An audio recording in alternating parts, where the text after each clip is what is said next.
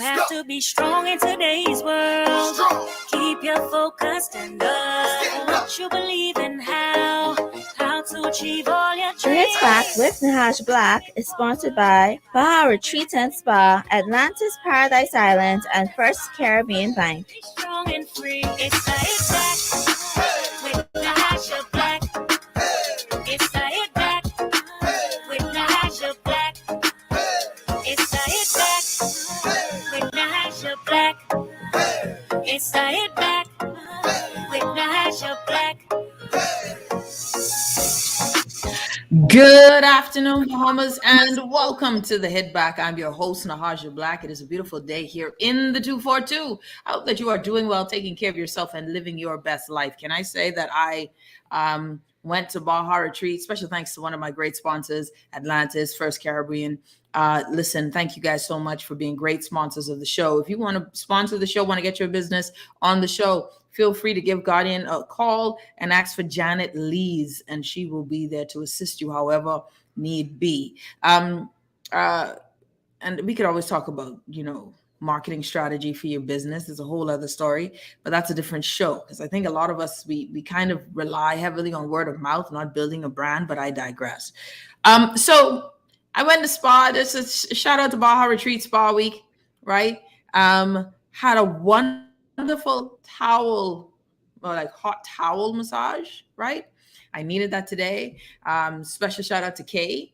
Why am I telling you my business? Because today was one of those days where you just needed, I'd planned it, and you needed to do something for yourself.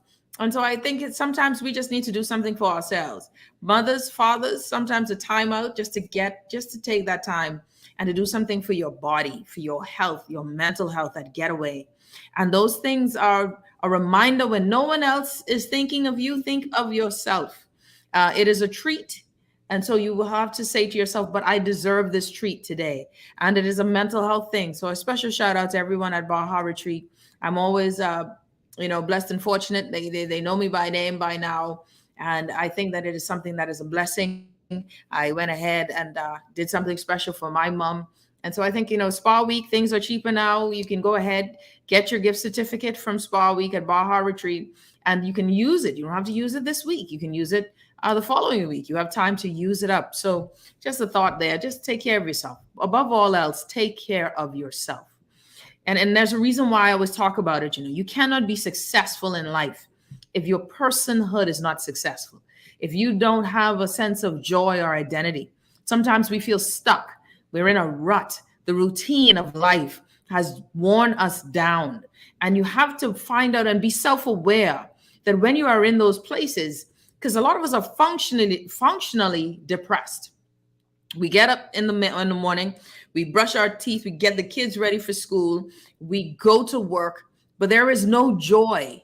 And that lack of joy is an indicator that something is wrong. You may laugh at a joke. You may look for things. You're hungry and thirsty for something to give you that spice. But realize that external things are only there to supplement what is already inside. And so it's very important to me that we make sure our mental health, our physical body, it is an indicator of our mental health as well. So go out and get some sun. Change up your routine. Don't live in fear. Fear will keep you locked down. Fear will keep you from trying something different. You got to believe in yourself to take a leap, Now, you can't be crazy. Don't take a leap and know you can't fly. Some things are factual. But begin to believe in yourself more than the fear or the limiting beliefs that other people said about you. This is for someone. I need you to hear me, especially us, folks who go about your daily life and people are depending on you and you don't have time to depend on someone else. That's important. And I want you to take the time out to love yourself. Love yourself doesn't mean spending money on yourself. Love yourself is taking the time to ask yourself, how are you doing? How am I doing? Am I happy in this job? Am I happy in this relationship? Am I happy living here? What would it take to restore my joy? Have I ever been filled with joy? Joy is regardless of circumstance. It is something that innately has you with living in a place of optimism, more so than pessimism. Happiness is circumstantial. Happiness is a thing. If you give me a car today, I'm extremely happy. Until that car no longer has the newness on me and it starts costing me money. Things can make you happy, but there is something about being filled with joy. Those people who are filled with joy, you're drawn to. Even in their hard times, when they struggle, they understand that joy will come in the morning. And I think in this time, in these past 2 years, this has been a country in mourning. We can go from Dorian, a country in mourning, that we have not healed well. We have not reconciled with our grief. We have lost family members in droves. Then you still got murders, young men, blood on the street, sisters being lost in the bushes. We got family members who are missing. There is a lot of grief in a country so small. Then there is the political mayhem, the grief of loss and defeat. There is all of this that is in us, and there is a time and a place where we must come together and say that I have need of joy for myself. Take care of yourself, please. There are a lot of people who are struggling with suicidal thoughts. I want you to take care of yourself. Pause. Whatever you're going through, it is not meant to kill you. You know, the Bible talks about your burden, but he will never put more on you than you can bear. A lot of us go through dark times, that dark place, but trust that you will go through, that these things are seasonal. No season lasts forever. And then I don't know who this is for. And sometimes I think I'd be talking for me too. But no season lasts forever. Remember that there are seasons, and some seasons may be worse than others. We are a nation that needs to come together, that needs healing as we mourn and all of this grief. Then a lot of things to celebrate as well, y'all. And so when you feel like you're stuck, you gotta ask yourself the question, why am I stuck? You are in control of your destiny. You don't have to be stuck. You just gotta stop believing or living in fear. And that fear keeps you in that space. The fear of, if I make a poor decision here, it will ruin me. But see, that fear is healthy because it requires you and it demands that you prepare. Listen, success is opportunity plus preparation, right? That's what success is. When opportunity and preparation come together, then success will be met. Some of us just aren't prepared, but we want to be successful. What have you done to prepare yourself? What have you done so when opportunity knocks, you are ready for it? What seeds have you sown in the right season to expect a harvest? This is one of those things that I always, as I said, there's a difference between a promise and a principle. A promise is a comfort. It's a word. It's something only God, they say, only God. If you believe in God, only God, when he speaks, it becomes so. But promises for me are words. That's why they say the promise is a comfort to a fool. But a principle is something that is built on some levels of understanding, concepts, and precepts. That means that even when, regardless of how I feel, these principles are supposed to deliver a certain result. So if I sow the seed in the right season for the seed, if I till the soil, I can expect a harvest. That expectation comes from a knowledge of the principle of doing the work. We want to see different results, but we aren't prepared to live by the principles that deliver the results. We're not prepared to study. We're not prepared to get out of the comfort of our circles to be great. You will never acquire greatness in comfort. Greatness requires effort. Greatness requires work. Greatness requires that in spite of your fears, despite your fears, you press forward. And it will mean that there will be people who don't like you. There will be that friends who you thought were your friends don't understand you. Dave Ramsey, I like Dave Ramsey. Dave Ramsey has this whole thing where you live like no one else so that you can live like no one else. And a lot of people who call Dave Ramsey show financial planner Dave Ramsey, they would talk about how when they were living like no one else, when they were living in this tight, financial time, they lost friends. Because you can imagine, now you're trying to pay off your debt. You're snowballing your debt. You're not going out like how you used to go out. So now the friends want you to spend money. You're like, but I ain't on that run. You got to understand what run I'm on. Now, with tight, understand, respect the run. I had to respect a friend's run one time. And she said, no. We trying to build another. I said, well, you know what? I understand and I respect that. I apologize. You got to when you have something that's intentional, you do the things that are intentional in your personal life to bring changes. Don't blame nobody else for your failures in life. Don't blame anyone else. Start to say, okay, if they close door A, I anticipate a harvest regardless of seasons, and for the record, let me just say this. A lot of things I've learned. You still think I've been living like a long time, but I learned a lot of things from watching other people. Some things that I've learned in my life is that just like with seasons, there are some seasons where you sow and nothing comes from it. That's life. Where you sow something and there is a hurricane, there is locusts, there is a cold snap, and everything that you put in the ground is gone. That is life. But what do you have when life throws you a curveball? The concept, the understanding of principles versus promise. See, the principle is I could have a bad season. I could lose all my crops, everything I've invested, but the soil is still ripe. And I call that an existential. I call that an exception, not the rule. So I plant again because I understand that the principle is to deliver me the result once I do the job. That's why I tell people you can't take my knowledge from me. You can take the job, but I know what it is to be at the bottom. I know what it is when you struggle, but you understand that what it takes to get to this point are principles. And so those things move you, motivate you. There's no fear once you've conquered something because you now understand the principle of it. Again, I don't want y'all, to, yeah, that's right. Shankola say, yeah, principles work for whoever worked them. That's right. I know, right? I want y'all to know, and thank you. Good afternoon, everyone. I just want y'all to know one of the things that has been important in my life, and I hope that it don't wait on other folks' approval of your purpose, right? It gets heavy some days, and some of us are still seeking it, but you've got to get uncomfortable. This discomfort you're in is an indication that it is time to move. It is time to shift. When you're uncomfortable, that means that the space you in now that you're in, it ain't functioning for you anymore. Now you got to start asking questions. Why am I uncomfortable? What do I need to change? And these are I and me questions. What is going on in my life? And all of this matters when we try to grow. And that's where we want growth. Welcome to the Hit Back, y'all. It's the Hit Back with Nahaja Black Guardian Radio 96.9 FM. Didn't intend to do that, but I just want to encourage everyone today. I want to encourage you, man.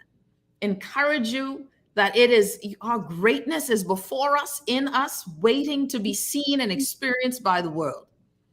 And that is what excites me every day, is knowing that there are no limits to the capacity of God, to the capacity of Bahamians, that we are limited only because of generational conceptions of who we are. But when we break those limitations and realize that, listen, you see Mia Motley, what she's doing? Mia Motley is transcending her island location. Mia Motley got a picture with Joe Biden holding her hand. Now, Prime Minister Motley, I'm sure she ain't into all of this, Her thing is, what you doing for Barbados? What you doing for my people? Prime Minister Brave Davis, exceptional speech there, and we'll talk about that. We'll talk about all of that. We got a lot to talk about, and I want to listen. I'm not moved by governments. I tell people all the time, governments don't move me. I should move them. Politicians don't move me. I should move them. That's the power I believe that is in all of us, that they should shake when we speak, quiver. Because when we speak with a position of, but I know what is needed for my greatness. Y'all need to get in line because you're part of the process of my ascension. And your ascension is not for popularity or grandiose. Your ascension is for the work that is assigned to you to do. And no man, woman, boy, or girl is fulfilled until they are in the work not the job, the work assigned for them to do. That is fulfillment. And your work will make room for you. Your work will give you the success you want. Write that book, but study before you write it. Make sure you got all the principles. Get deep. And then go international. But we digress. All right, we got a lot of stuff to talk about today. Something else that has been on my heart and mind. Well, not heart and mind. I'm a rational person, y'all. I think I'm a critical thinker. You know, I like to think things through. I like to I ask questions to myself, and I say some things don't make sense. When things don't make sense, I start asking questions, and I then you start to question things. What makes sense? What doesn't make sense? So I don't know if y'all been following this VAT thing, right? Well, I know y'all been following this VAT thing because I've been following this VAT thing. So recently, yesterday, and I didn't get to talk about it yesterday, and I'm happy that I was not able to discuss it yesterday, right? I was happy I was not able to discuss it yesterday because that means that the Lord wanted me to learn some more things before I did. And I called and I was studying, so okay, let me give you the full one. So wait, hold on. I can't do this without giving the big news, but I have so much things going on today. So yesterday in the paper, there was an article written by Neil Hartnell, right? And I referenced this yesterday and I posted it on my page. And so I wanted just to to share this because this was talking about insurances. Now, of course, we're having this discussion on these bread basket items, right? What is going on with these bread basket items? And Gowan Bo was there to help explain some of this. And I'm learning now that all of these things are taxes. So now tax discussions are somewhat complex and complicated. For me, the bottom line is how are you helping us to save money, right? I don't know if we're like you. When we first introduced 7.5%, I had some of my concerns were, okay, but y'all can't manage a little bit of money. Now you want more money, and we don't know if you can manage it. We moved from 7.5% to 12%. I was vexed or ratted because here we go, keep on wringing the towel dry. Then the Progressive Liberal Party, as a campaign stump speech, which I wasn't really feeling. It doesn't move it. I thought it was definitely campaign stunt. We are going to go to 10% for 1 year. And my thing is from 12 to 10% 1 year. How is that a stimulus? What is the modeling that you saw with regard to this? Now, Minister Halkitis is saying that they believe that they can stay at 10%. Now, can I just tell y'all, I like staying at 10%. I don't have no problem with you staying at 10. I am curious as to the modeling, but then there's some concerns that comes with this 10%, right? There's some concerns that come with 10% because now we're learning bread basket items, right? Oh, bread basket items are going to now have VAT. Gowan Bo, and I had, again, things got to make sense to me. So I call around because I don't want my first reaction to be in ignorance. My first reaction is concern, questions, and then I need to know now from people who I trust, not people who are told the party line, who I trust to give me sound reasoning from science or some data from analysis, right? That's what I need. I need things to make sense. 1 and 1 is 2. I figured that out. When you're talking numbers got to reconcile. I got to add up. All right. Long story short, I get what they're saying, and the Prime Minister intimated this in his speech with regard to bread basket items. So, okay, you're going to target. Of course, now it is what it is. The price from 0 rated food or bread basket items is going to move from 0 VAT to 10%. Price is going to go up, right? The argument is that the prices will go up for VAT, will go up for bread basket items and for other things which had 0 rating. And we're going to focus that revenue onto or to help people who actually need it so that those who don't need this tax break will pay their share because this has been stated, VAT is regressive. Nobody talking about reducing VAT or getting rid of VAT. The Progressive Liberal Party, this government has said they'll reduce it from 12 to 10. And surprisingly, it moved from we would do that for a year, but that we're going to leave it at 10%. I like that. Reduce VAT all around. Now, so after hearing the explanation by Gowan Bowe, CPA, CEO of Fidelity, someone I've been talking to for years now, someone whose intelligence I respect and admire handedly. He says what he has to say, matter of fact, kind of like a nerd. I like nerds. Nerds don't care. They just say what they got to say, and if they offend you, too bad, too sad. I like Gowan Bowe. So then I see this in yesterday's paper. And, I got to start asking, insurers warn that VAT reversal, in quotes, totally asinine. It goes on to say insurers have warned the government it would be totally asinine to reintroduce VAT on residential homeowners' premiums, given that this will create a multi-million-dollar hurricane liability for itself. Anton Saunders, Royal Star Assurance's managing director, told the Tribune Business that the industry is seeking a meeting with the newly elected Davis administration to clarify its VAT treatment of this product, given that it potentially threatens to unravel a previous agreement it took both sides 3 years to negotiate. He spoke out amid significant confusion over the government's plans as it moves to slash the VAT rate to 10% by January 1st. Michael Halkitis, Minister of Economic Affairs, last week said medical health insurance will again be made VATable, but Mr. Saunders said this already attracted the levy, and only residential homeowners insurance is currently treated as VAT exempt, right?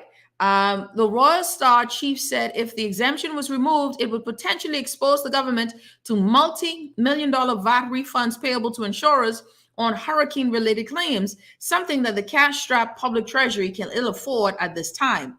He noted that Ryan Pendle, the Attorney General, would be well aware of these issues, given that he was one of the lawyers who helped negotiate the current settlement on the industry's behalf before being appointed by the Davis's cabinet. And it goes on. All right. Someone says nerds give the facts and don't care how you feel about it. Facts are facts. I like nerds. And governor of the central bank also agrees with Mr. Bowe.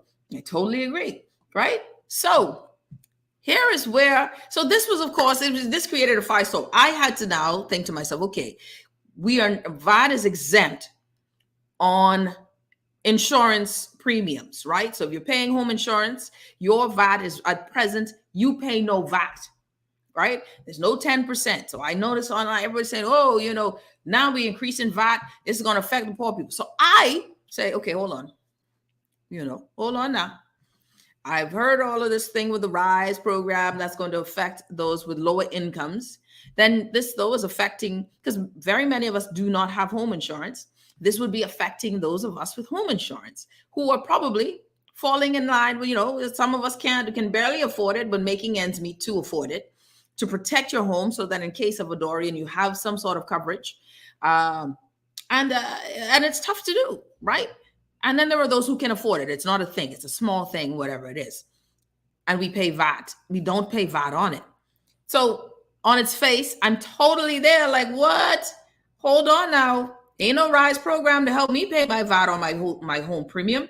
What a go on? So I started asking. I said, well, hold on now. So you mean to tell me now, these guys, what's going on? So I have to ask questions. What is the philosophy, the economic philosophy on this? Y'all know I call up all my friends, sensible people, accountants. And if I named them, you would know who they are in society, but they wish to be anonymous. I went to school. I was on this topic last night, even called my good friend Gowan Bowe, explain to me this, okay? What is this? And is what is being said, what do you mean paybacks and refunds and government? Are we going to increase the cost on the homeowner? I went to school yesterday, y'all. And this is something, and I asked Mr. Bowe, Gowan Bowe, and my other two persons, economists, CPAs, I asked, and the other two say, listen, y'all, don't mention me. What was the first thing? This is administration, ministerial issues all around from the insurers. So I asked the question, first off, out of the bat, will this increase my home insurance? Right? Because that's all I want to know. First thing out of it. So now, of course, you're putting VAT on my home insurance. This is where I was taken to school. Apparently, We have something in the Bahamas with our insurance companies where I didn't know this. And all of my insurance people, I would love for you to call me and let me know if I'm right or wrong, but this is what I went to school with last night. So we have this thing with insurance companies here where our insurance companies buy insurance from other places. So there are reinsurers. So our insurance, let's go with this example. $500,000 is the value of your home. Local insurance companies take $100,000 of that as liability, and the other $400,000, that is what they purchase from a reinsurer. Somewhere else in the world, say, listen, I need you to take on this level of home insurance cost for me. All right, sell it to me. And in that process of sale, they are charged VAT. That VAT charge apparently is still passed on to us. Well, ladies and gentlemen, I didn't know that.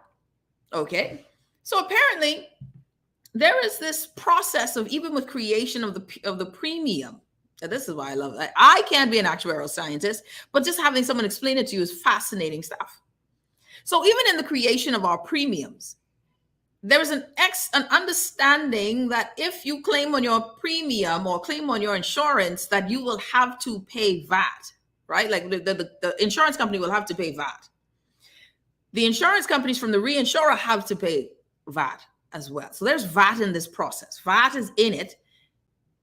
And we, as the consumer, get that in our premium price. So the first thing I was told is, Nahaja, don't ever assume that you're not paying VAT. It's actually already accounted for in your premium. The cost or VAT is already in it because the insurance companies have to pay it. Well, what a time. I didn't know that, right? I didn't know. So there's apparently already VAT built into our premiums. And that is due to this fact that we have this reinsurer, right? So our insurance companies go ahead, they spend a certain amount of dollars, their own level of liabilities, and then they go outside and buy insurance from somewhere else. What does this all mean? So now we have this thing with the reinsurer and your insurance company. They give you a flat rate, they give you a premium rate. And right now you see $5,000. That's the charge of the premium, right?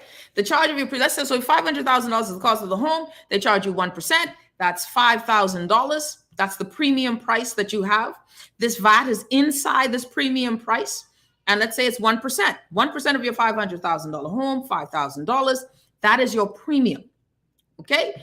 When you get that premium price, VAT is already included into your premium because the insurance company had to pay VAT from the reinsurer. So it's already included in your price.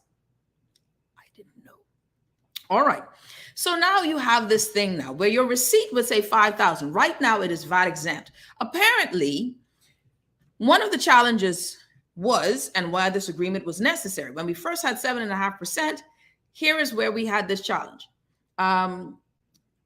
When there was a claim, and with this insurance thing, when there was this claim, the government, because we would have to pay VAT, the insurance company pays VAT on the back end. So before we had this exemption, the insurance companies supposedly paid VAT on the back end. So let's say you had a claim on your $500,000 house. When you claimed on your $500,000 house, when you said, okay, but I need to buy lumber, you needed to buy lumber plus VAT. You needed to buy tiles plus VAT. So the insurance company now has to pay VAT on top of that. Right? So it isn't just $500,000, it's $500,000 plus VAT because your products cost VAT as well. Okay. This is where the problem started to come in and why we ended up with 0 VAT rating based on what I was told by insurance people. Okay. That what happened was, now when the insurance companies wish to claim on the government, under the Christie administration, this whole thing was, okay, I see this big receipt. So imagine now if we had a major catastrophe. Let's say we had a major catastrophe. And no, let's stick with the 500,000. So now you look at your receipt and the claim is 500,000 plus VAT at 7.5%. You do the math, but let's go with 10%. Let's go with that. It'll be 550,000. So now the insurance company now has paid you, the consumer, that 550, but they get to claim that VAT back. They want that refund. But now they got to go to the government to get this refund. On a large scale, let's say we had $500 million of damage, something like Dorian, then you would end up with $50 million that the government has to pay back.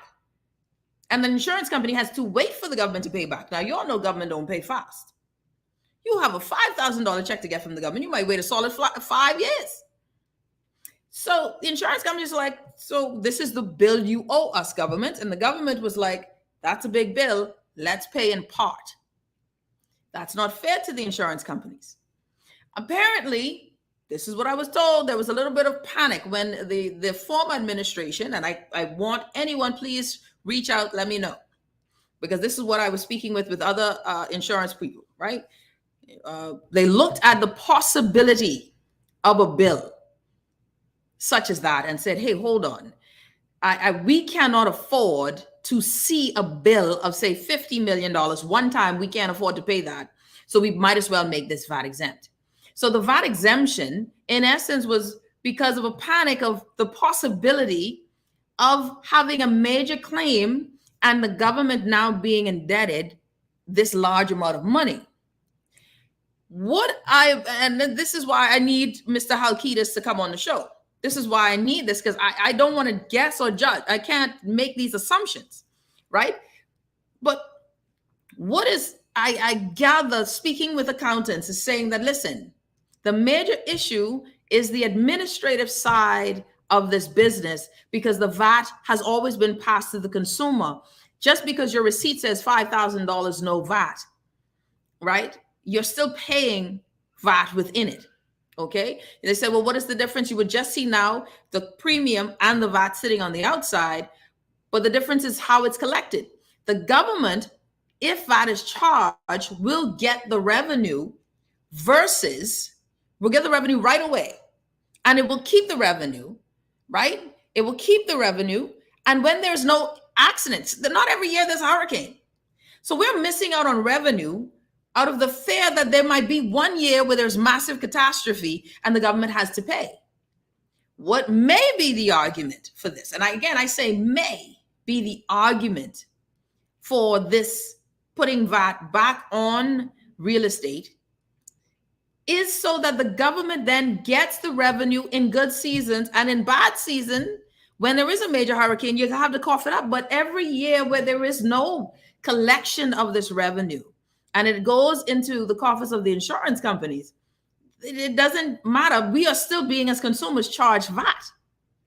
So then the question is, would the government be better off receiving the VAT at the point of transaction, so that when you and I get the receipt, or the government never getting the VAT only when you claim? Because see, only when you claim on the insurance at $500,000 and the $50,000 that the insurance company would give you, because that's $550,000, because you have to pay for all of your supplies plus VAT, right?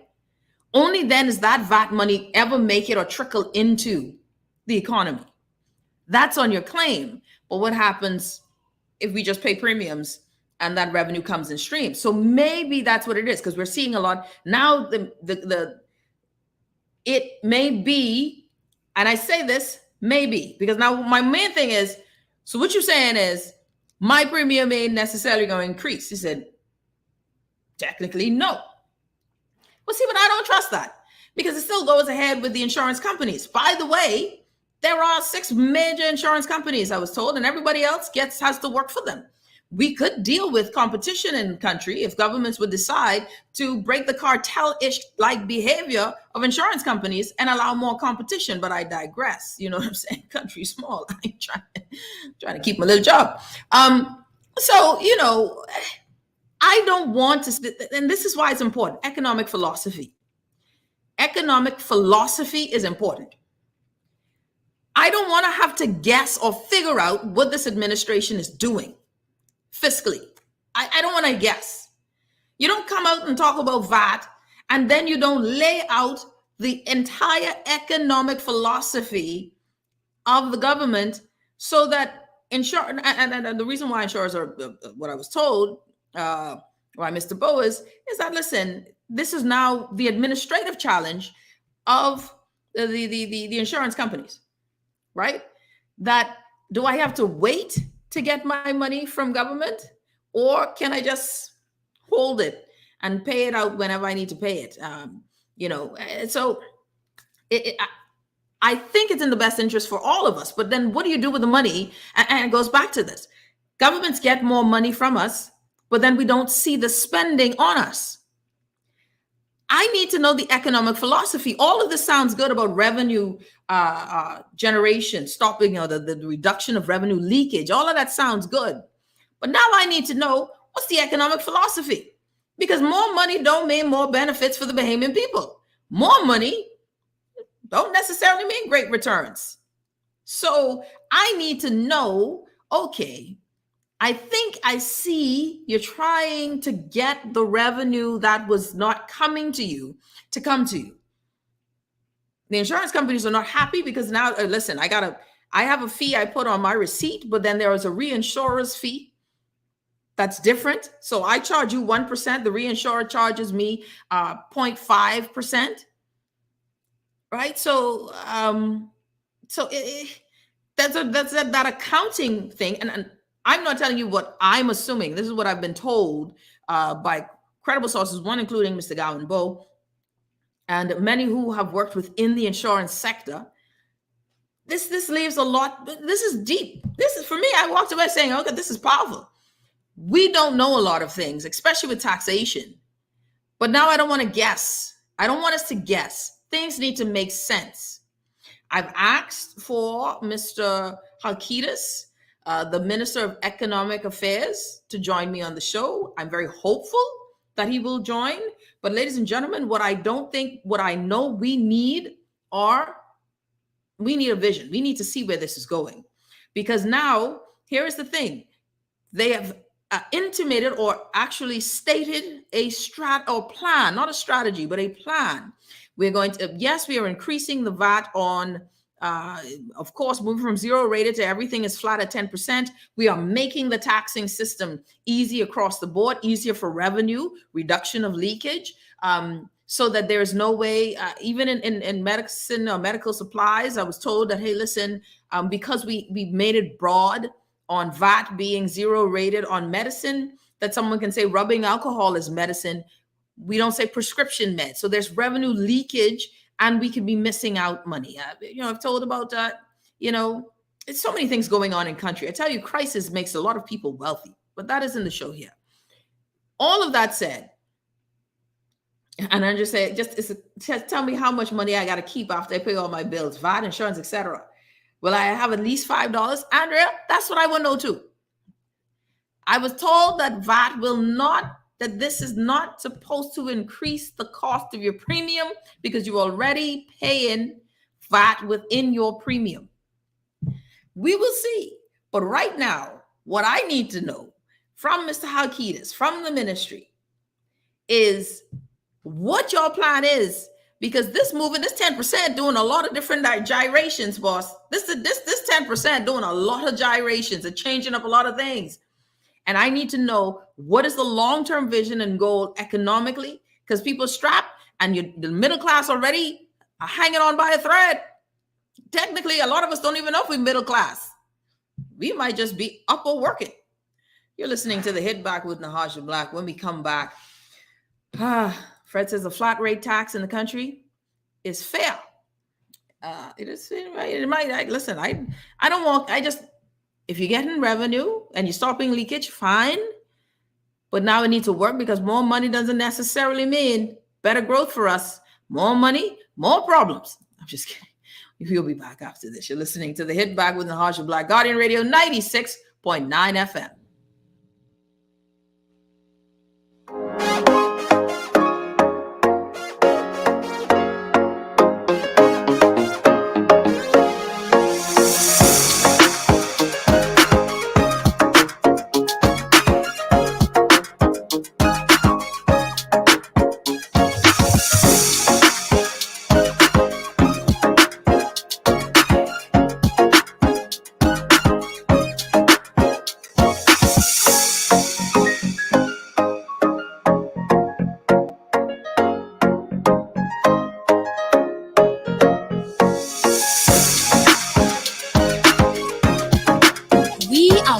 To protect our country, our people, and our livelihoods so that we can move forward. The vaccine is safe, The vaccine is easy. The vaccine is essential for our recovery. If we want to rebuild our economy, if we want to get back to our jobs, if we want to get back to our lives, our families, we must do this together. What does Christmas mean to you?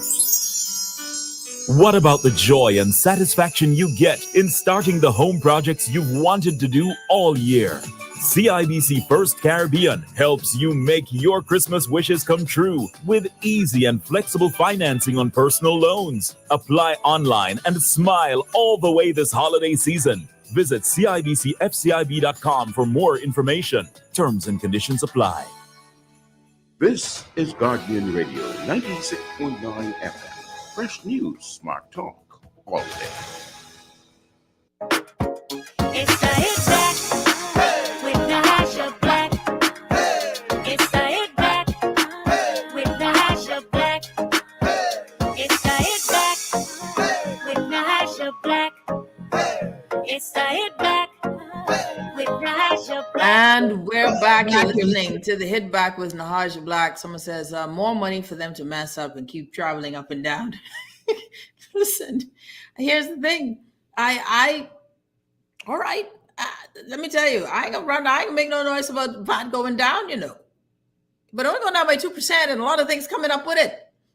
Okay. So now I tell you, for me, I need for it. I can't be assuming. I can't be trying to read minds on how this makes sense, because of course, anything that further constrains the middle class. Now we talk about revenue generation. Revenue generation is great, but for what purpose, right? Like I like more money. I won't go on vacation. I have no problem with more income. I like it, especially if I ain't got no debt. But if you got debt, what you doing with that more money? Because we seem to have a problem with spending, though, because we have this debt, we have these deficits, we don't like to pay them.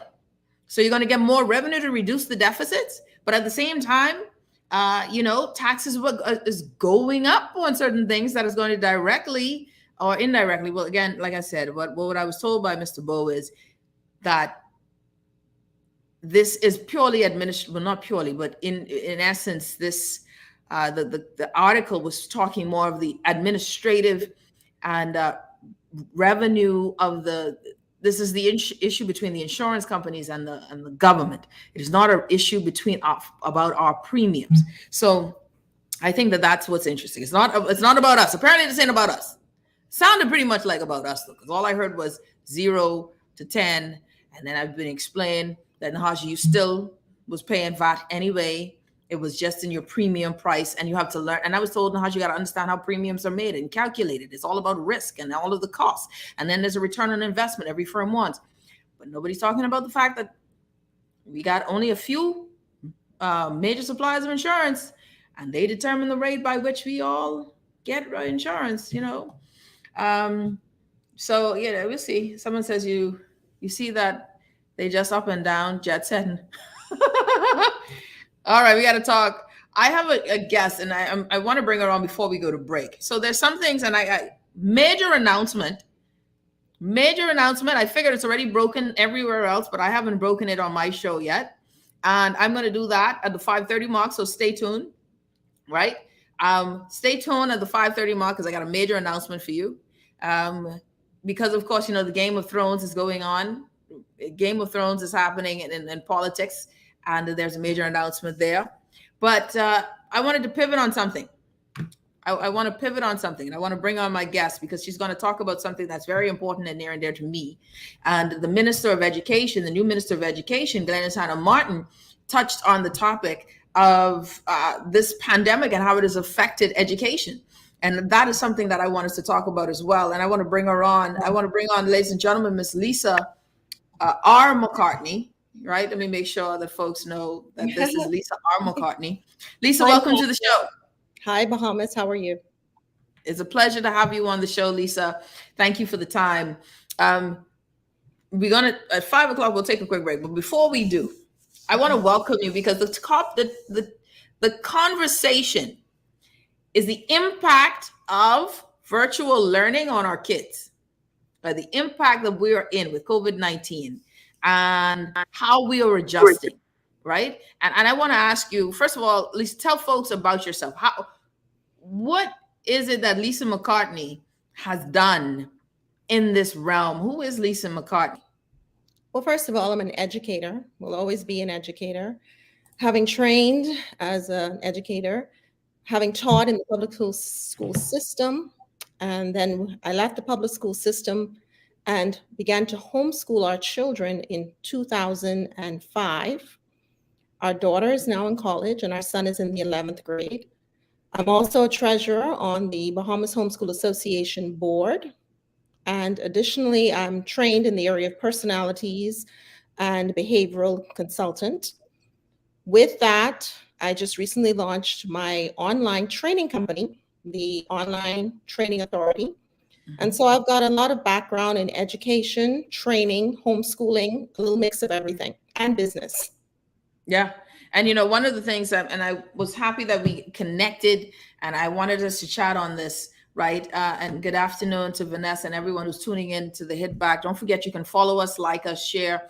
We're on social media. You can find us on Facebook and YouTube. And of course, we are here every day, 4 to 6, Guardian Radio 96.9 FM. Lisa R. McCartney joining us. So let's talk about this virtual space, right? The minister of education has spoken out and said, listen, our young people are being left behind, right? This virtual learning is messing with our children, and messing with them, and not as that it's being taunted, but it's missing a mark.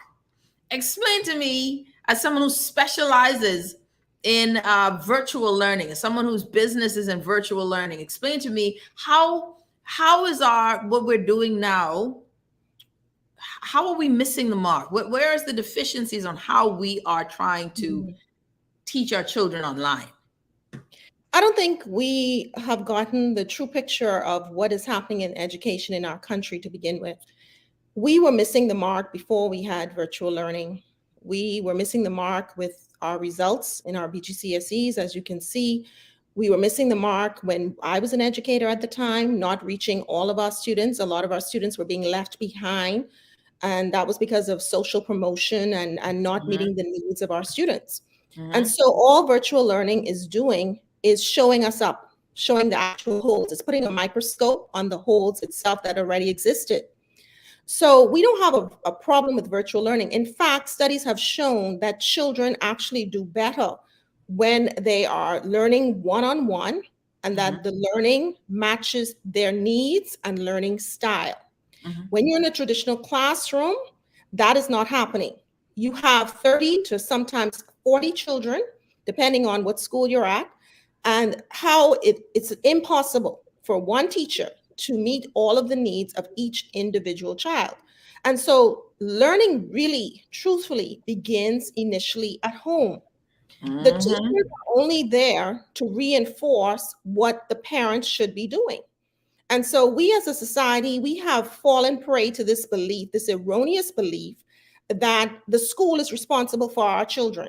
The teacher is responsible for our children. No, you are responsible for your child. You are responsible for your children. And so what virtual learning has done is shown the holes that are present in the family. And so students are going home, and now they have parents who have to supervise their learning. Parents were never interested in their learning in most cases. The parents who are interested in their students' learning were doing well in traditional school to begin with. And now that they're home, they're even doing better. So the issue is not virtual learning. The issue is whether or not our students are in an environment conducive to learning. What are their homes like? What are the teachers, what are their parents like in terms of making sure that they're well supervised, making sure they get their homework done on time? All it is it's basically causing us to look even deeper into the problems that pre-existed before we went home into virtual learning. That's all it is. You know, that's a heavy hitter. You heavy hit on that just now. That was heavy hitting. You know, because it is one of those things where, because honestly, if you're just tuning in, Lisa R. McCartney joining us, the Hit Back with Nahaja Black, Guardian Radio. And no, it's not Lisa McCartney from Windsor. No, this is Lisa R. McCartney, homeschool president. I have all your titles. We can talk about that on the other side of the break, because I got all your titles. So, because my question is then, we look at this virtual platform, and what you're saying, Lisa, is that it is not working well because we as parents just never knew how to. We're not well. We're not good at this. Well, I wouldn't put 100% of the problems on the parents, but I would say the foundation is laid by the parents. Mm-hmm. I don't care what type of environment you're in. People used to say, well, okay, if my child went to private school, they would do better than if they went to public school. I disagree with that. I taught in the public schools, I taught in the private schools. What I found is the common denominator with whether or not children did well was the fact that their parents were interested in their learning. Okay, so you have students who are doing exceptionally well in society who went through the public school system, the government school system. Mm-hmm. And why is that? Because their parents were involved in their learning process. They were there to hold the teachers accountable, to make sure their students, their child was learning, and they were making sure that their child was held accountable to participate in class, make sure they studied, and they created that environment in the home where they made everything available that they possibly could, whether they had the means or not. Mm-hmm. So the common denominator here is not the platform. We're just using the platform as an excuse. The common denominator here is the family environment. Everything boils down to the family. I think even the minister the other day, when he was talking about crime in the country, the Minister for National Security, he told you it's the families. Mm-hmm. The families are raising criminals. So what I'm saying is, at the end of the day, if your parent is interested in your education, if your parent is interested in you learning, you are going to learn, whether it's a virtual platform, a face-to-face instruction, a private school situation, a public school situation, whether you're Bahamian nationality, Haitian Bahamian nationality, Jamaican Bahamian nationality. It all boils down to what the environment is like for learning. Now, yes, we agree that there are some students who do better in a face-to-face instruction than on virtual, because it's sometimes very difficult for them to remain focused when there's no person over them to say, well, you better get that work done, you better do what you need to do.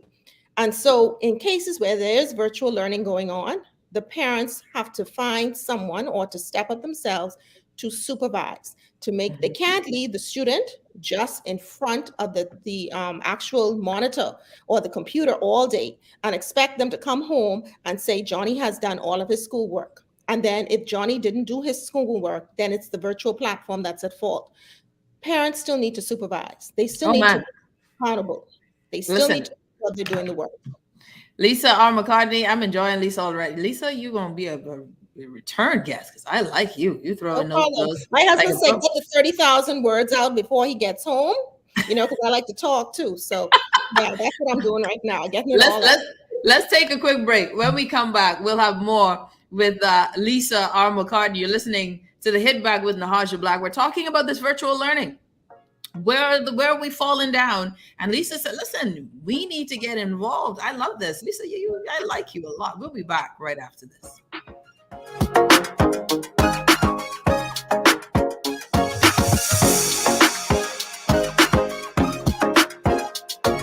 This is Guardian Radio 96.9 FM, Nassau, Bahamas.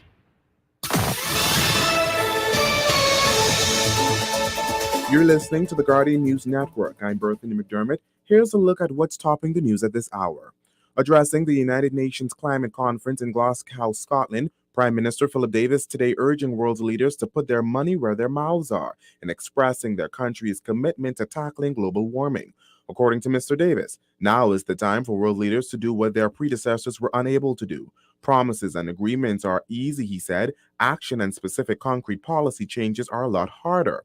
He called on their support by way of financing and technology transfer to vulnerable island nation states like the Bahamas, who are in urgent need to rebuild hurricane-stricken areas in more resilient fashions. Frontier Airlines' inaugural direct flight from Philadelphia to the Bahamas took off today. According to tourism officials, Philadelphia is one of its top producing states in the Northern American market, and improving airlift from the destination is one way to intensify the Bahamas' presence in the region. And the Rotary Club of New Providence is celebrating Foundations Month by partnering with Salad Masters to donate funds towards eliminating polio worldwide. COVID-19 affected the global fight against polio due to a significant backsliding in childhood vaccinations. Worldwide, about 23 million children missed out on their routine vaccinations in 2020. That's an increase of 3.7 million in comparison to 2019. $1 from every purchase of $10 or more will go to the cause. And with that, we wrap up your news headlines at this hour. I'm Berthany McDermott. Stay with us. AP Update is up next. Tired of banks forcing you to use technology to bank the way they want you to? Your convenience is important. So no matter what your banking needs, Commonwealth Bank's friendly staff are always available in branch for that personal one-on-one service. But when you choose technology, our online and mobile banking app offers you state-of-the-art functionality. The choice is yours. Commonwealth Bank. Bank the way you want.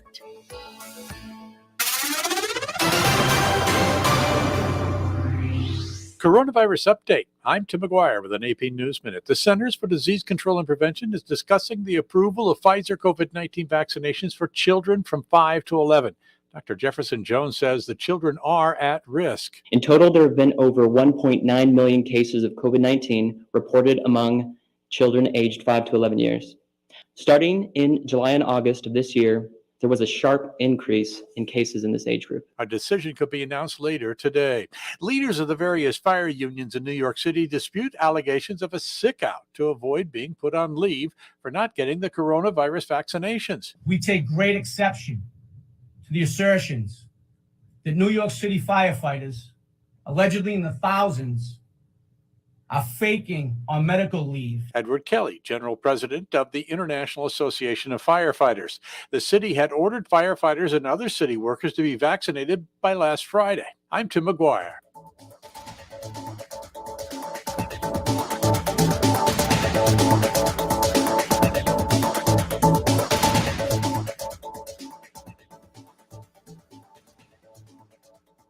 This is Guardian Radio 96.9 FM. Fresh news, smart talk, all day. It's the hit back with the hash of black. It's the hit back with the hash of black. It's the hit back with the hash of black. It's the hit back. And we're back. You're listening to the Hit Back with Nahaja Black, Guardian Radio 96.9 FM.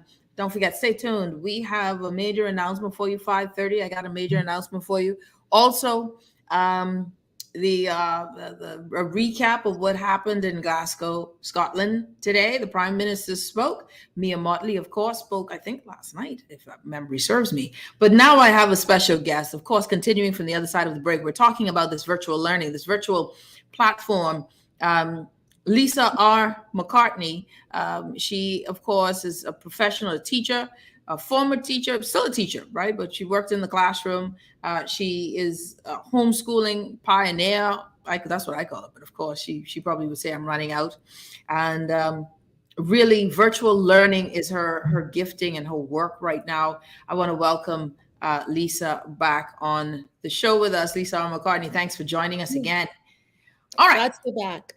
I want to answer a question. There was something I was reading that was scrolling across. One of your persons listening was saying that what about the parents who have very limited comprehension, that they need help themselves? Yeah, and let me read this question for you from actually my good friend CA, who's watching online. Most homes and parents are broken. We know that. They have challenges with comprehension and dealing with education in general. It is clear parents need help. I think that's what you were thinking. Right. That's what I wanted to respond to. And the reason for that is because oftentimes I never said that parental education predicted student success. I said parental involvement. And if you remember the story of Dr. Ben Carson, I don't know if you ever watched the movie or even better read the book. His mother was 13 when she married his father, age 28. Moved to Chattanooga, Tennessee to raise him. He was born in Detroit, Michigan. And if you recall the story, she didn't have basically any education. You can imagine being married at that young age. And so what she did is she made sure that she may not have had the education, but she went to the library and she took the books and she brought them home and she turned off the television and she told them that if they were going to grow and be whoever God intended for them to be, this TV was going to cut off and they were going to get in these books. Now, she didn't have the education to train them. But one thing she knew is that what she had to create in terms of the environment at home in order to be able to foster that education in Ben Carson. And if you read his story, he even he was left behind for a whole year. He missed a whole year of school. And so there's no, we can find excuses for everything, but wherever we find an excuse, we always find someone that defeated that and became successful no matter what. So we could say, oh, it's a broken home. Well, I know many students who came from broken homes who are successful. We can say it's a single parent home. Well, that's not true because there are many parents, single parent homes who are doing great jobs in raising their children and educating their children. So it's not parental education. Mommy may only have a fifth year primary school education, but she knows that television is not a good thing.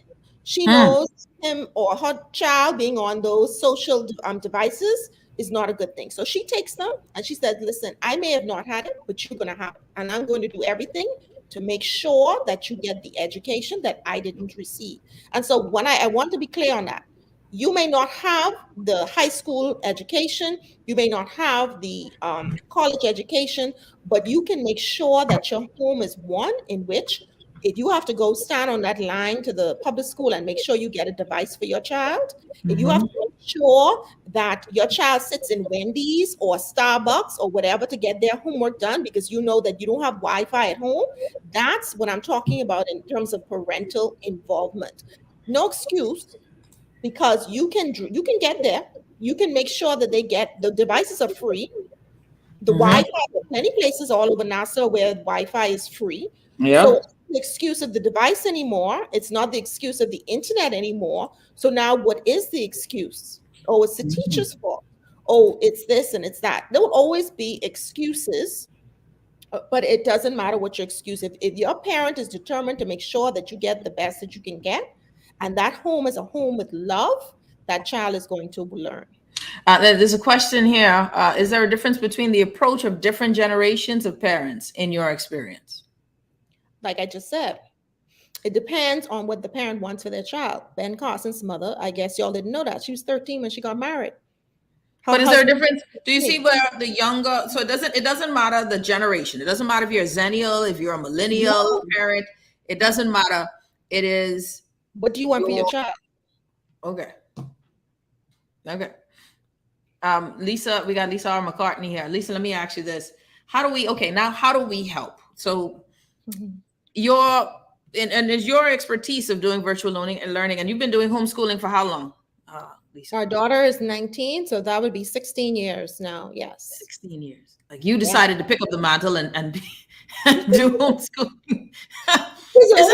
Of ours. We always said that when we had children that, with my education background, I wanted to ensure that they got the best education. And at the time we felt it was homeschooling. Now, I'm not saying homeschooling is for every parent. You have to decide whether that's the best for your home. If there's someone there to make sure that the work is being done and to supervise, but it's not for everyone, but it was the best fit for our family. It still is the best fit for our family. How do you, when we talk about this, and I like your approach, no excuses approach. There are some challenges, especially with COVID being, something that was thrust on us, and the challenge of how do I balance working from home, dealing with the kids at home, if you were fortunate to have both, or having to leave and hoping that the child is able to manage because maybe Grammy isn't that into it. What are some of the tools that you would or suggestions you would give to parents who are feeling overwhelmed, wanting to be involved, but not not knowing the content, not knowing how to help with homework, aren't there to oversee, supervise. What sort of tips are you giving parents with this virtual learning space? Okay. Many parents have spoken to me about this challenge with them having to go to work and be able to supervise their education of their students on virtual platforms. And it is a real challenge. I acknowledge that. And it is very, very overwhelming. If you're working full time and you have students at home and you have to supervise and do homework, here's where the communities that these parents come from can partner with parents. Every community should have some type of community center, a library, a church hall. And the communities should partner with the parents. They know that parents can be home with their children at the same time to work. Parents have a desire to be involved. They have demonstrated that they are interested in their children learning, but they need help. And so every community should have a hall, a church, or a facility where volunteers can say, okay, I'm going to help and supervise. I'm going to help with the homework in this area. And so if you, in Grantstown, in Baintown, Yellow Elder, wherever your churches are, and churches can come alongside their parents, they should be able to say, offer that type of supervision, because it's impossible to be able to go to work and be able to supervise a child at home. And you really don't want your child on a device at home by themselves without getting any supervision whatsoever. And so it's a good idea for those communities which have the, we just had a new election, new money. Okay, so now let's put that money into the communities and develop our community centers in the way that they should be developed, and staff them with volunteers to oversee the children who do not have parents at home who can help them with their homework. Yeah, and put them in facilities. I like that, the community. And one of those things where I'm saying, listen, open up the libraries, man. Our libraries should be in use. We can get volunteers or stipends for UB students to help and oversee and help teachers' aides do stuff like this. So I'm with you on that. Now, what sort of techniques would you give parents to help their children adjust to the virtual space? How do children adjust to the virtual learning space? One of the complaints I hear teachers say all the time is, listen, these children are on these devices and they're not on the device anymore for school. They're distracted by everything else. And I gather that is where you get the parents come in. Listen, you're doing your homework, you do your homework. But what sort of tips do you use with your children, your daughter online and your child online? How do kids deal with this virtual space? Is there a technique by which we get them more engaged? Is there a different type of curriculum that works better? Can ABECA function online the way it does in class? Will the Cambridge curriculum function better online than it did in class, or that hybrid space? What are your thoughts on this? How do we help our kids in this space? Well, first of all, the idea that children are not used to anything virtual, we have to address that, because remember now, most of them are already virtual. It's just not that they're virtual with school. They're virtual in terms of Netflix. They're virtual in terms of Snap, TikTok, whatever it is that they're watching that has them glued to the screen for hours. So it's not an issue of whether or not, how do we get them to the device, because they're already on the device. The question is, how do we keep them there to learn? And so with that, our teachers also have to look at ways in which they can be very creative. You cannot get on Zoom and do a Zoom lesson and just talk to the student and think that's going to be sufficient to keep their attention and keep them learning. We as teachers have to become creative in that space and be able to adapt, go on other learning management systems. There are a lot of them out there, and most schools would have a particular one that they are using, where I've been on some that are extremely creative. You can do all kinds of things. You can do labs on them. You can get the students involved in all kinds of ways. And so the Zoom for class is out. You're not going to keep their attention. You can barely keep an adult attention on Zoom for 2 hours. Okay. We have these devices on the side of us, and when we get bored in our company meetings, we on the everything else. So can you imagine trying to keep a student's attention for 2 hours in a Zoom, or an hour in a Zoom classroom? So we need to training of our teachers, in this platform, these new platforms, is very critical because the students are not, their attention is very limited and they watch what they want to watch, but only when it's something that they want to watch. In other words, it has to attract them. So we have to do a little bit of extra work as teachers. I'm not going to put it all on the parents, okay? The parents are responsible for creating the environment and making sure that if they don't have the device, they get the device. If they don't have Wi-Fi, they get to a place with Wi-Fi. But then the teachers have to do their part. We have to be creative. We have to be willing to try different things. There are games online that they can participate in. There are little video clips that they can participate in. There are things you can do online that you couldn't do in the virtual classroom because you didn't have the technology. Now you do. So let's get a little bit more creative to keep them glued to that period of time and structured so that students should not be in more than 20 to 30 minutes in front of that computer. After that, send them outside to do something and come back, or send them around, say, okay, now we're going to do a scavenger hunt. We're going to stop class for now and get you away from the screen and get you around the house. And I want you to come back and I want you to bring this, that, and that.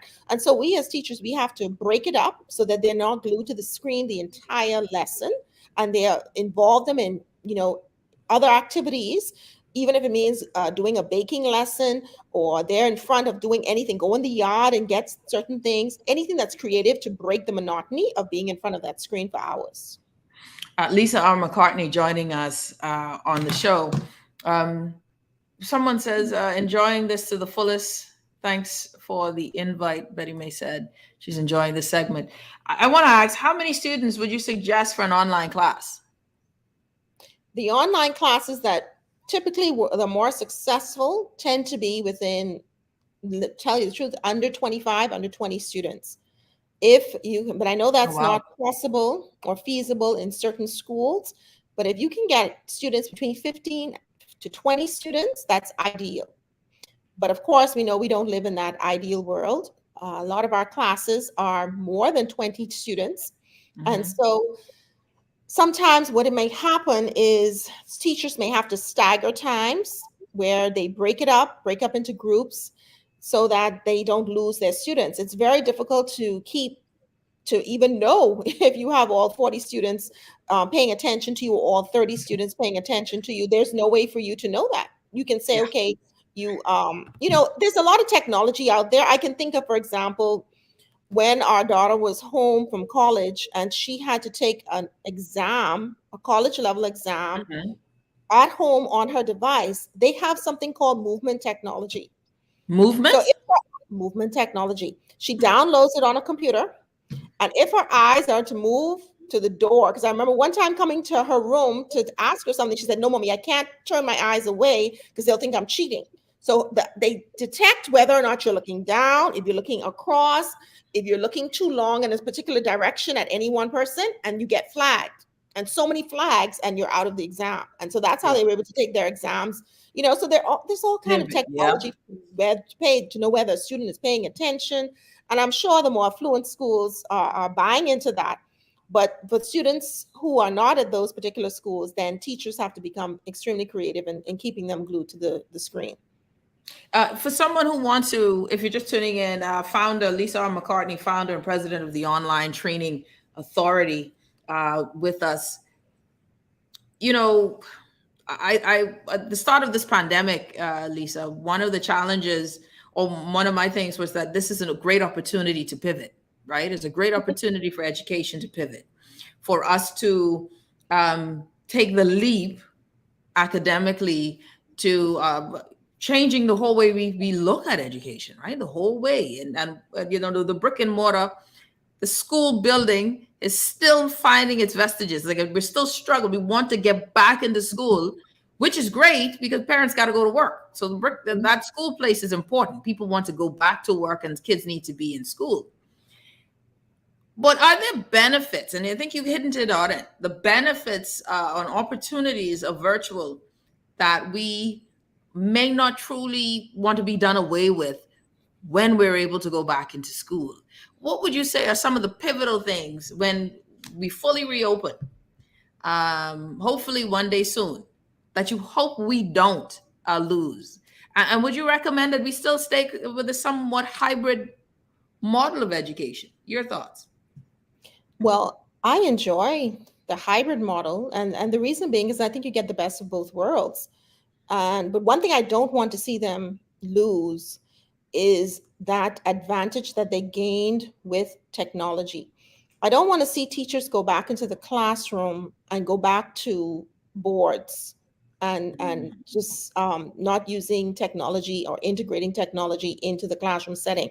I would love to see when teachers return fully back to the classroom that they have their computers in the classroom and they have the type of smart boards where they can continue exposing our children to technology, because technology is here to stay. It's not going anywhere. When they go anywhere, it's needed. And so integrating technology, I would hate to see that being lost. And I would like to see our teachers getting more training in that area, and the government investing in making sure that those tablets go back into the classroom with the students, and teachers are still using the tablets, but they're now doing it in the classroom setting.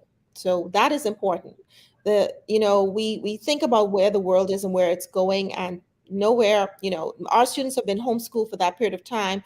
And I don't even think during that time when our son got into high school, he was ever required to write in a notebook, Oh, other than wow. his personal notes, for his personal note taking.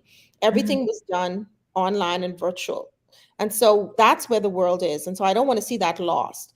And I would like to see them, like I said, carry that into the classroom setting where they're still getting the integration of the technology in the classroom, so they don't lose that. But the hybrid model is good, but I understand it doesn't work well for parents, because then they have to figure out, okay, what days are we going to be home? What days are we going to school? And if you have children in different grades, that could wreck, that could be overwhelming trying to figure out who goes to school on what day. Can I So I just can tell understand you? why they want them back. Can I tell you a personal story just this morning? Oh. I dressed both of my children, both 5 and 3, politely dropped them off to school, only to have the oldest one run back. Wrong day, mommy. Had to drive all the way back. Mind you, I had a meeting. Had to go drop the whole one back home and then go to my meeting. This is hard to keep up. I looked at the wrong calendar. Exactly. It's just, It is. And if you don't have someone at home to be able to assist you in that, then it is very, very difficult to be able to do that. But I like the words which you use with pivoting, because that was, I spoke to the Rotary Club of Nassau at 1 p.m. today about pivoting. And one of the things that the pandemic has taught us is we have to pivot, we have to adjust, we have to change.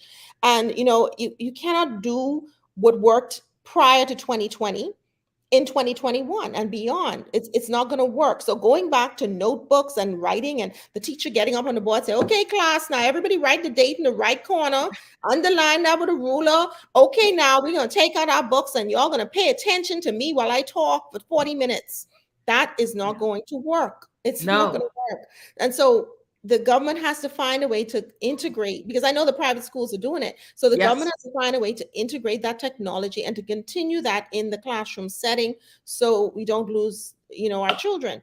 And with regards to this education and students falling back, I think I was reading the other day where it was a part of the manifesto of the new government to include tutoring, nationwide tutoring to catch the students up.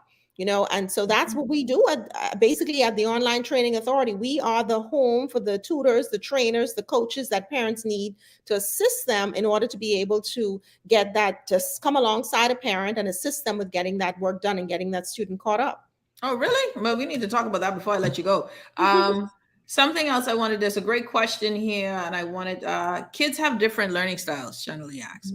Does the Ministry of Education or local institution offering assessments, are they offering assessments to help homeschooling parents determine the best teaching methods for their kids, i.e. specific to, say, let's say, kinesthetic learners? So have you found that to be the case?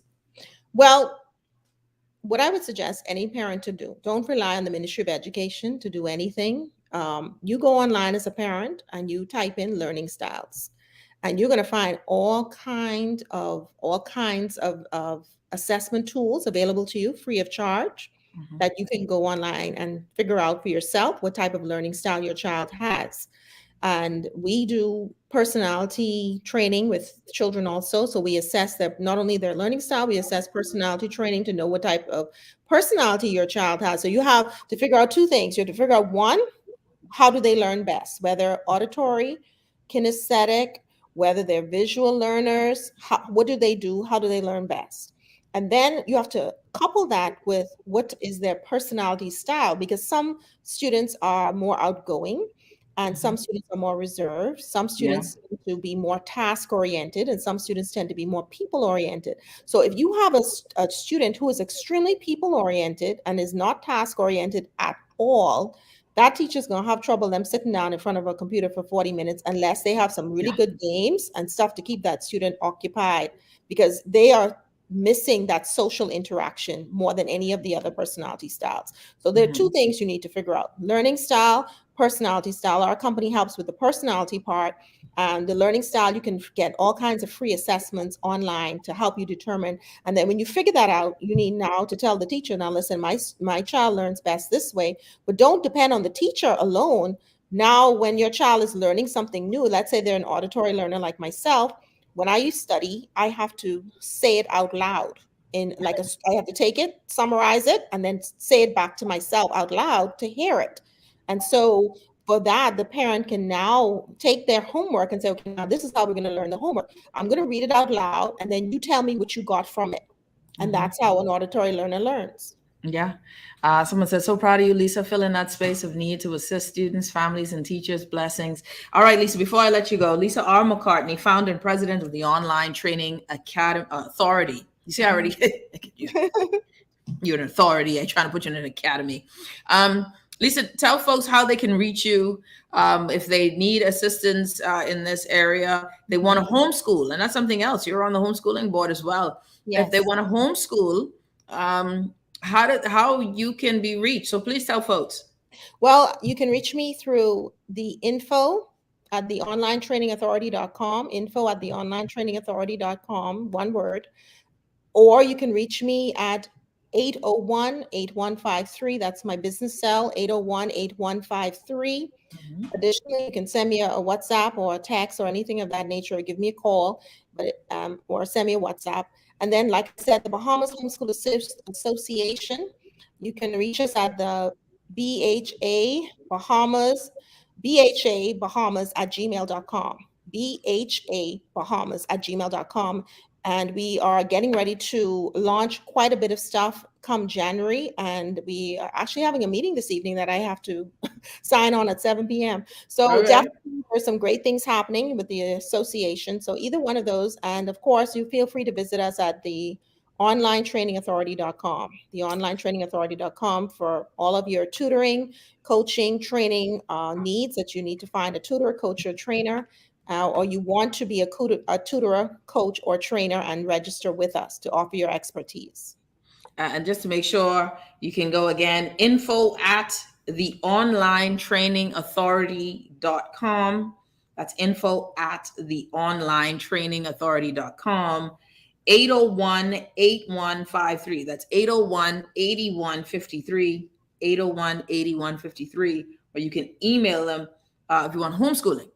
If you want to learn more about homeschooling, email at bha.bahamas@gmail.com. So listen, Lisa, well, you got a lot of fans online. I like it. My husband does my promotion. He's my PR officer. Listen, I thank you so much, Lisa R. Mccartney, y'all. And I want to tell you, Lisa, I appreciate your candor and I appreciate all of the information you've given us. And I think it's just good. It's good to get that nice kick in the butt too, and tell parents, hey, listen, you have more of a role to play in this. Even if you don't know the content, we just need you to be there and pay attention and really use the village if you need be to assist. Thank you so much, Lisa. You're the best. Thank you so much, Nahaja, and I hope to be back soon. Whenever you have anything else you want to talk about training, virtual education, I'm here to help. I'm going to take you up on it. Thank you so much, Lisa. You're listening to the Hit Back with Nahaja Black. We got some big news for you. Take a break. When I come back, you'll find out what I found out. We'll be back right after this.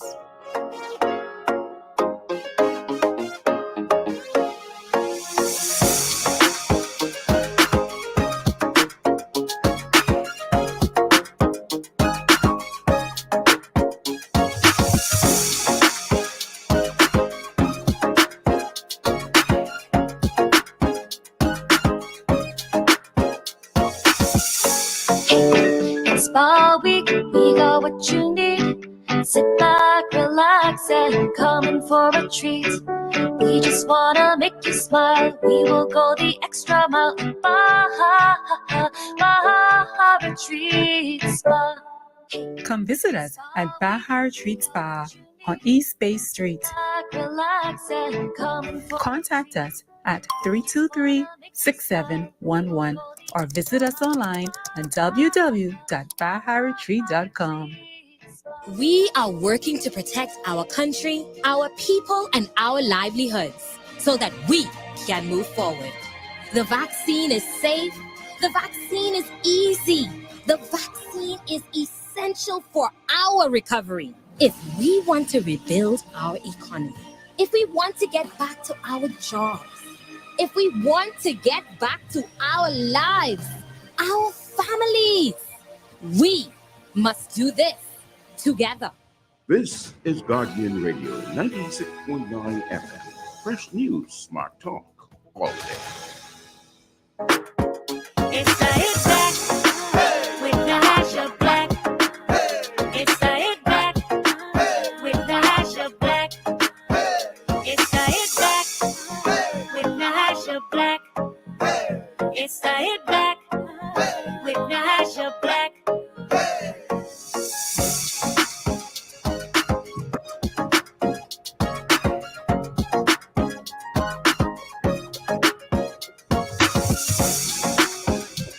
And we're back. You're listening to the Hit Back with Nahaja Black, Guardian Radio 96.9 FM. All right, everybody. So you say, well, Nahaja, what's the big news? Well, right before airtime, I got the announcement. Okay, I got the announcement. The announcement was for the media, ladies and gentlemen, for us in the media to show up because the member of parliament for Marcos City will be announcing his running to be the next leader of the Free National Movement, Michael Pintard. Hercules, Hercules, Hercules. Michael Pintard, ladies and gentlemen, is officially putting his name in the ring. Now, no joke, yesterday, I was asking, because, I got to find out now why Mr. Pintard has not put his name in the ring yet. What are you waiting on? What is he waiting on? On top of that, I was also expecting some Game of Thrones stuff where some folks who was, vying will find themselves as Ned Stark with their head on the chopping block. None of that has happened, ladies and gentlemen. But Michael Pintard has called a press conference, and he's not doing this with a letter. Oh, no, Marcos City. Marcos City is not doing a letter.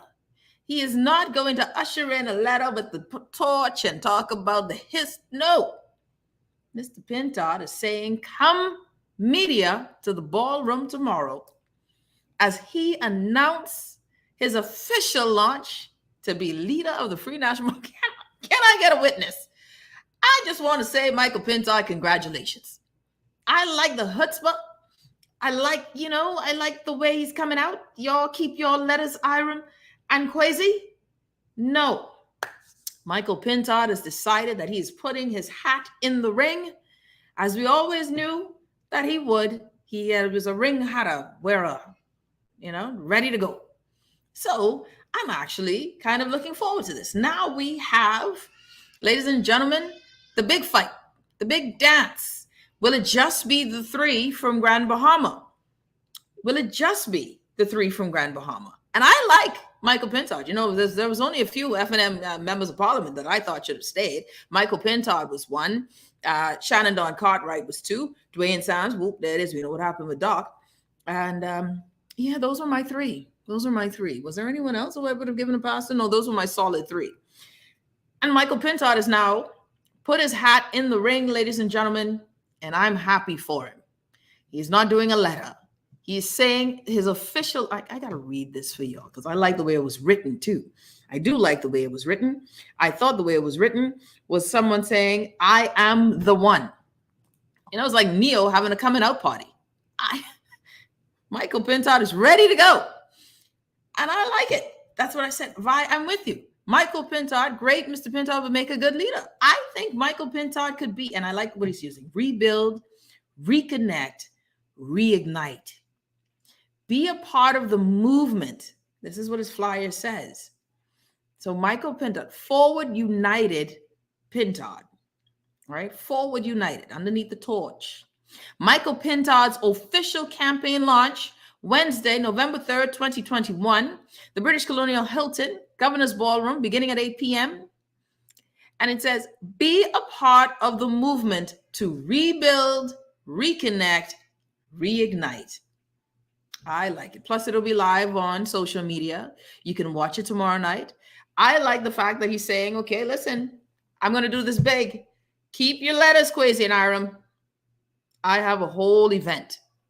Now, this is now next level branding, next level, right? This is next level. Let's show our force with money. Let's show the way we do things. We are looking prime ministerial, leaderish. All right? Leaderish. I like it. You know, keep your little letter. I have an entire force behind me. And I'll tell you, the person who sent me this information ain't no small fry, right? Like they're someone who runs campaigns to victory. And they are the ones that sent me this. And so I know that Mr. Pintard has some good backing, support, even based on just how this is being rolled out. I like it. I think that we are looking at the new leader of the Free National Movement, Mr. Michael Pintard. Let us see now if there are any more names that'll be thrown in the ring, any more hats thrown in the ring. Let's see if there's anyone else. But what is being done? And Michael Pintard has said, okay, I'm coming this way. All right. Someone says, go AF Tiger. Great news. Good luck, Mr. Jitney on Bay Street. I think he has a general disposition. Fishermen love him, right? The fishermen love him. Agriculture, he was doing some really good things in that ministry. I like Michael Pintard, and I think he would be the better option for the party moving forward, right? Go big or go home. I'm with you, Morlisa. I like what Mr. Pintard is doing. Y'all ain't gonna take that letter, go somewhere else with y'all a dry up letter, your long-winded letters. Michael Pintard is holding a whole entire official campaign launch, and I am here for it. Right? Someone says, happy that Michael is running. I like him. Good guy. He is. Since Dwayne ain't there, I think he's the best. Right? And I think so too. And I want to congratulate him on putting his hat in the ring. I think we are looking at this. And I think for the party itself, I think this is refreshing. I think you can get people back on board. If you notice, even in the House's discussions in recent ones, I don't think I heard, I may have missed it. I didn't watch today, but I think he's running a smarter process of not necessarily needing to say too much. Don't say too much right now. Understand where the Bahamian people are with the party and do this rebuild, reconnect, reignite. Because if this administration just ticks the Bahamian people off, well, you know what we do. Back and forth. Here we go. So that's big news. Michael Pintard has officially put his hat in the ring. Well, no, the official launch. Sean says, Adrian White would be a better leader. Adrian White just arrived, Sean. He is not going to be a better leader. Michael Pintard has shown his capacity to do the job that is set before him, even with his constituency, and his constituents brought him back in. So congratulations. His official campaign launch will be tomorrow night. We can all watch it. It'll be live on social media. He's called for the media to show up to carry it. And I think that is interesting as well. So congratulations to Michael Pintard doing his thing over there from Grand Bahama. And we will see how the three work out, right? We will see how the three work out. So far, what we have now, F&M leadership race is not heating up. It's hot to trot. The first to state his position, Iram Lewis, Grand Bahama. Member of Parliament, Kwesi Thompson, Eastern Grand Bahama. Iram Lewis, I think, what was constituency? Central. And then we have now Michael Pintard from Marco City. So congratulations to the three men for doing what they think is the best thing for them and their family. I am looking forward to what this race brings. I think, if memory serves me, that elections are the 27th. So we'll see if it lasts that long. I was told, Nahaja, some people may drop out. We have heard now. I don't think Shannon Don Cartwright will do this to himself. I think he is smartly going to stay out. So Mr. Thompson, who don't? Oh, I think he will stay out. And I think that is why Shannon Don Cartwright, stay out. Don't get involved in this. Leave it alone. That's how it goes. We're going to take one more break. When we come back, I want to talk about COP, what has been going on in Glasgow. The Prime Minister and Mia Mottley did a thing. I liked Mia Mottley's speech. I loved it. And I want to hear from you, your thoughts on it. You're listening to the Hit Back with Nahaja Black. The big news today, Michael Pintard is officially, tomorrow will launch his campaign. The brother didn't even make an announcement. He's saying he's going to launch his campaign to be leader of the Free National Movement. I like the chutzpah. We'll be back right after this. You're listening to the Hit Back with Nahaja Black, Guardian Radio, 96.9 FM. It's fall week, we got what you need. Sit back, relax, and come in for a treat. We just wanna make you smile. We will go the extra mile. Baha Retreat Spa. Come visit us at Baha Retreat Spa on East Bay Street. Relax and come in for Contact us at 323-6711 or visit us online on www.baharetreat.com. We are working to protect our country, our people, and our livelihoods so that we can move forward. The vaccine is safe. The vaccine is easy. The vaccine is essential for our recovery. If we want to rebuild our economy, if we want to get back to our jobs, if we want to get back to our lives, our families, we must do this together. This is Guardian Radio 96.9 FM. Fresh news, smart talk, all day. It's the Hit Back with Nahaja Black.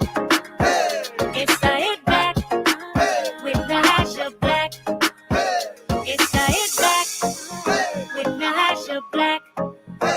It's the Hit Back with Nahaja Black.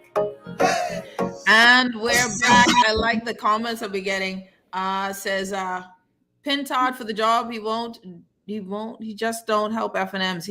He helps all who needs help. You put in your work. Good job. I agree. I think Kwesi Thompson. I'm not Kwesi Thompson. I think that's the Thompson we're talking about, right?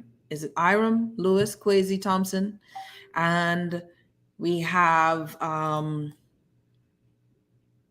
Michael Pintard. So those are our three running for the Free National Movement. Now, climate change is a topic. And I think, I would say some topics of conversation tend to go over our heads, right? So there are some conversations where you have to lead even when the masses aren't there with you. Because I always say those with more information have to be responsible for more, the more that they know. I believe that we are in the Bahamas and we see beach erosion, and yet we don't understand the magnitude of it. So we're not having these discussions of what is the difference in a 2-degree difference or a 1.5 degree difference. What is going on in Glasgow? How does this matter to my daily life? Okay, so, and I understand why we would ask those questions, because we're now struggling with the concept, the idea of, hey, listen, man, you're telling me my receipt going up in price. I can't deal with that right now. I still haven't gotten a job. I haven't worked since 2020, or I've been displaced from 2019. I still haven't buried a loved one. I don't have the resources. People are struggling to get through, right? We're dealing with the fact that, businesses haven't reopened. So this idea of all of this energy going into Scotland, it feels a little excessive or misplaced. Why so much energy to something that seems afar off? And I understand and appreciate our position in that, because when you live in what you're dealing with now, when the struggle is real, your head is focused or down in a direction. How do I persevere, get out? Leadership requires foresight, right? Leadership sees down the road. And how come they see down the road? You see down the road because of information. So when you have, and that's why I say knowledge is a burden. The more information you have, the more that you know, requires you to act on that information, right? That information then requires you to do something. You can do nothing and say, hey, listen, I act like I don't know anything. And that's why sometimes a lot of, if you got debt, you don't want to know how much debt you got. Because to know the debt, right? If to know the debt is to know, you got to deal with it. That's why some people stick their head in the sand when it comes to financial trouble, right? Because to announce it, to acknowledge it, is to make it real. So some people with the burden of knowledge, we would prefer to live in ignorance rather than to know. And then there are those who know and then don't do anything positive with the information.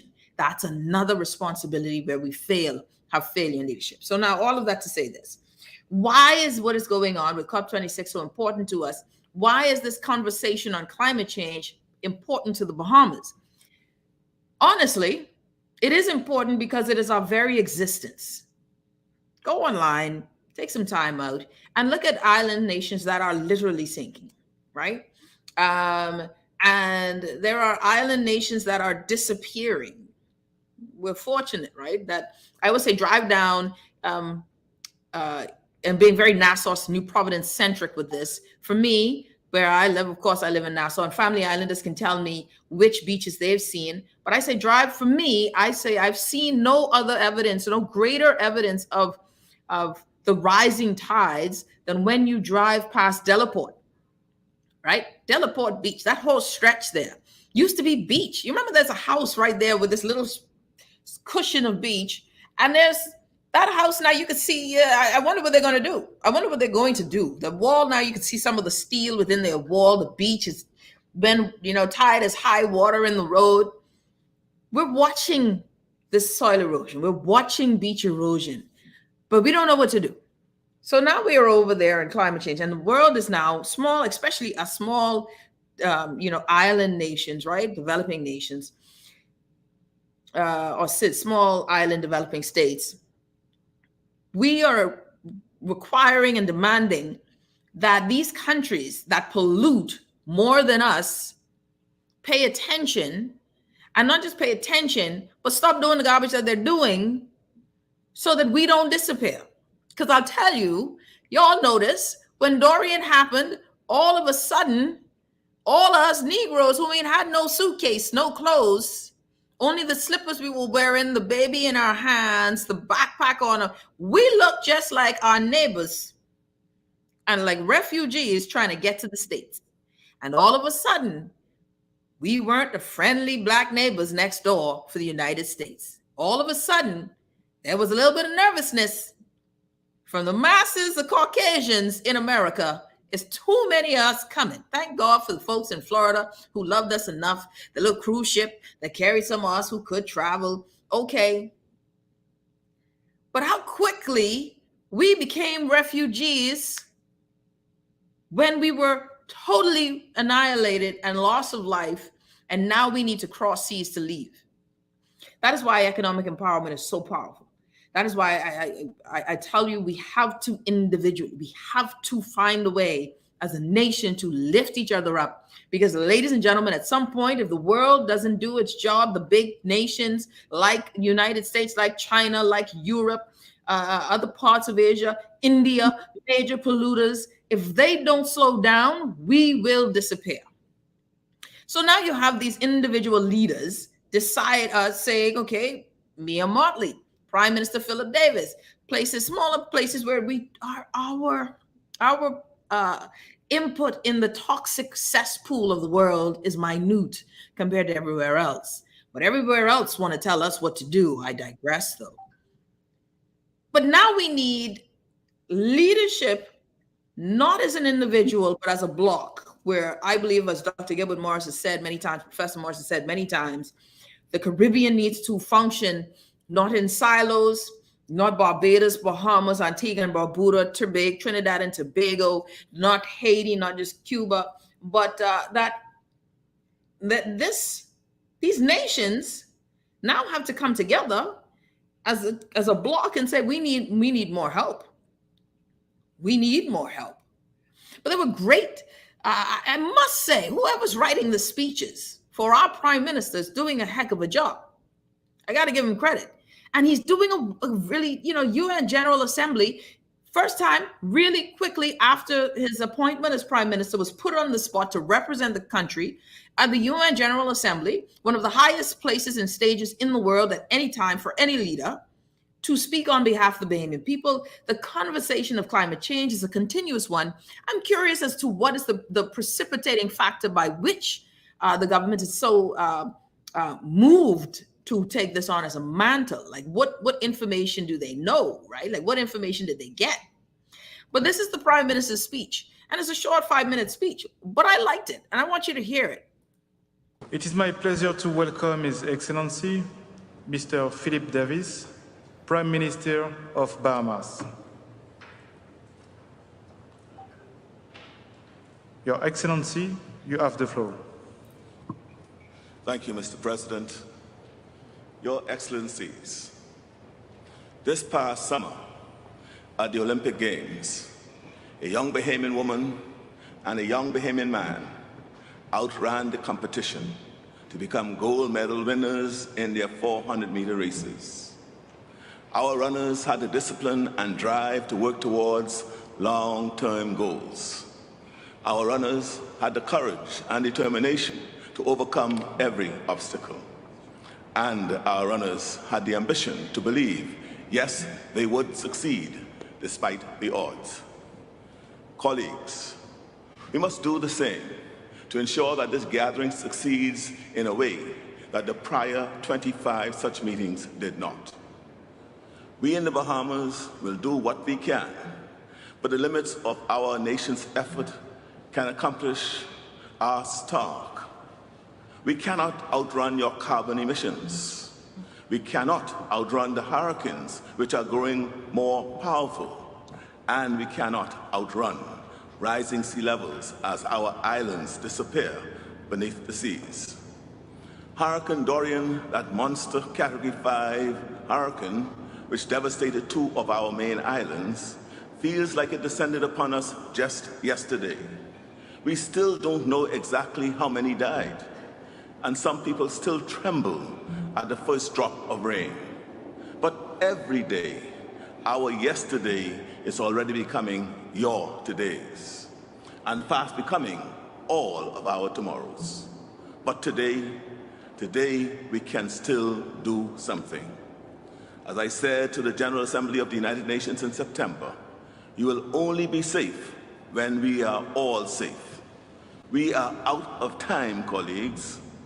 A recent study declared that the Bahamas had the cleanest air in the world. Other studies have shown that our distinctive, beautiful aquamarine seas are a magnificent carbon sink. Our seas reduce the amount of carbon in the atmosphere. The Bahamas is not now and never has been the problem, but yet we are forced to pay the price. We are among the top 10 most vulnerable islands, nation states in the world. And the question I have for my colleagues today is, are we brave enough for this moment? Are we braver than our predecessors who led our nations at the previous 25 climate change meetings? Can we summon the courage and ingenuity and determination to succeed where they did not? Promises and agreements are easy. Action, specific concrete policy changes, is a lot harder. Action requires courage. Every leader before us has postponed until tomorrow what needed to happen yesterday. And now tomorrow is here today, and countries like mine are out of time. Your support by financing and technology transfer are needed urgently so we can rebuild for resilience. Without change, if we are lucky, we will become refugees. Without change, if we are unlucky, then we will be left to the mercy of future Hurricane Dorians. More of my people will die. More will be left traumatized and homeless. People will be forced to flee, but flee to where? These are my neighbors, my family, and friends. My plea is both urgent and deeply personal, and I make it on behalf of all humanity. My friends, look outside. Our hurricanes are your fires and floods. Our hurricanes are your landslides and drought. Morally and ethically, it has to be beyond imagination and conscience that we do so little until it becomes too late. Please, do what is needed, not what you can get away with. Turn promises and agreements into action. Don't hide behind buzzwords and hazy assurances. Don't let the failures of the past limit our ambition for the present. Have the courage to acknowledge that failure today will lead directly to destruction for humanity tomorrow. Like Bahamian gold medal winners, today we still have the chance to win the race against time and outrun the impact of climate change. I thank you. All right, Prime Minister. Go on then. That was a good speech. It was ringing that Japanese gong, though. Time to wrap it up. It was a good speech. And I like the analogy. The speech writing was very good. Listen, climate change is a big one. And I think that this is a conversation that should be national so that we understand it. And now let's talk a bit more about it and understand what the government is knowing too. Don't just get excited about it. We need to know more. But congratulations on the speech. Mia Motley's speech, though, got her a hand holding by Joe Biden. I don't think our prime minister is going to get his hand held by Joe Biden, but very proud the prime minister represented us well. You're listening to the Hit Back with Nahaja Black, everyone. I'll see you tomorrow. All the best to you. Stay safe. Be great. And we are out.